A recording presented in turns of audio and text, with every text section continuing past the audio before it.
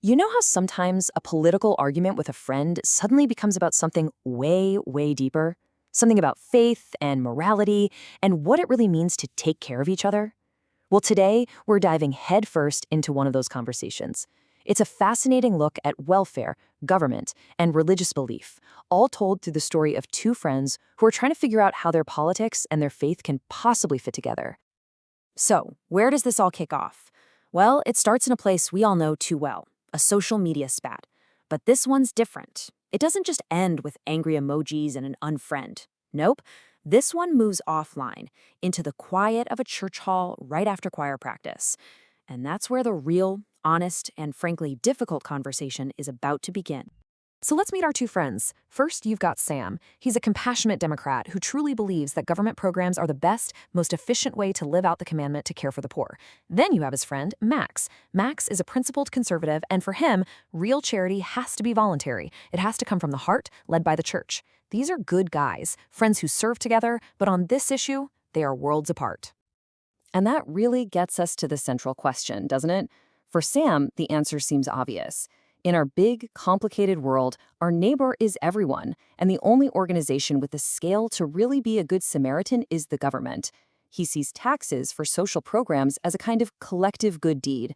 But for Max, the answer is just as obvious, but completely the opposite. He thinks charity loses all its meaning the second it's forced by the government. It has to be a personal choice. So they're at a stalemate, and this is when Max suggests a totally different approach. He's like, okay, let's forget the politicians, forget the memes, forget the cable news talking heads. He challenges Sam to put all that aside and just open up their shared scriptures. Let's find the answer in the text we both believe in. So Max kicks it off with this really direct question. He's not asking for Sam's policy preference. He's not asking what's practical. He's asking point blank, does our doctrine actually describe a specific way to care for the poor? Okay, so Sam reads this passage. Now pay attention because Max immediately zeroes in on one specific phrase. It must needs be done in mine own way. This becomes the bedrock of his whole argument. He's saying, see, there isn't just a goal, help the poor. There is a specific decreed method for doing it. And here's Max's big point. Mine own way is defined by the law of my gospel. It's not the IRS tax code. It's not federal legislation. It's the gospel. And in his view, the administrator of gospel law is the church, not the government. This is his first real jab at Sam's whole idea of government being a tool for charity. But Max doesn't just stop at one verse. He argues that this isn't some obscure interpretation. He says this is a principle that has been taught consistently by their modern church leaders for almost 100 years.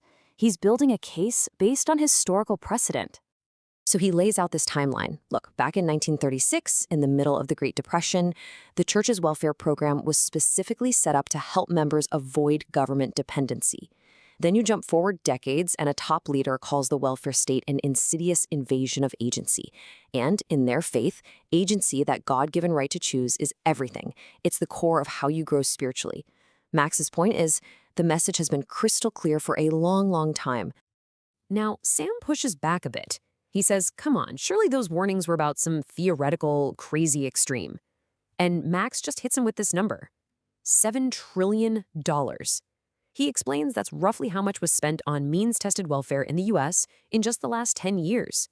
And he asks, isn't this the exact extreme they were warning us about? And this slide really breaks down the key differences, at least as Max sees them. Over here, you've got government aid, paid for by taxes you have to pay. And over here, you've got church welfare, paid for by offerings people choose to give. And he points out this one crucial difference. His church's welfare system always asks people who are able to work to do so, based on a scripture that says, the idler shall not eat the bread of the laborer. And this is where the conversation gets to its real theological peak. It moves past logistics and money and gets to the very soul of charity itself. What is it that actually makes the act of giving a godly thing? Max has Sam read this verse from the Apostle Paul. And for Sam, you can just imagine this is the moment where everything starts to click in a new way. The killer phrase here is, not grudgingly or of necessity. Real charity, to be true charity, has to be a choice. It has to come from your heart. So here's the argument in a nutshell. Max says that when giving is compelled by the state, when it's done of necessity, through taxes, under the threat of punishment, it gets stripped of the very thing that makes it virtuous. It's no longer a cheerful gift that you purposed in your heart. It's just a legal obligation. The choice is God. Okay, so if the government's main job isn't to be the big caregiver, then what is it? So the conversation shifts again, this time to what their scriptures actually say the legitimate and very limited role of government is supposed to be. Max points to a specific passage that lays it out like a job description. According to this, governments are set up by God for a few key things: protect life, protect property, punish criminals, and secure our right to choose our agency. And then he points out what's not on the list. There's no mention of running retirement programs or redistributing wealth. And at that point, the debate just stops. The intellectual back and forth is over. And what's left is this heavy silence. For Sam, this has become so much more than a political chat. It's a full-on collision between his politics and his most deeply held spiritual beliefs. And then Sam says something just brutally honest, both to Max and, you can tell, to himself. He admits this uncomfortable truth that he's just uncovered in his own heart. He supported all those government programs because it made him feel better. It let the state be the cheerful giver so that the full personal weight of that duty didn't have to fall directly on him. So what does Sam do now? Well, it's not about running out and changing his voter registration. It's something much deeper, much more personal. First, he has to acknowledge that his good intentions don't really change what he now sees as a core doctrine. Then he admits that maybe he was wrong on a spiritual level, not just a political one. And finally, he decides to recommit to personal action, to actually following that Lord's way that he and Max had just spent all this time talking about.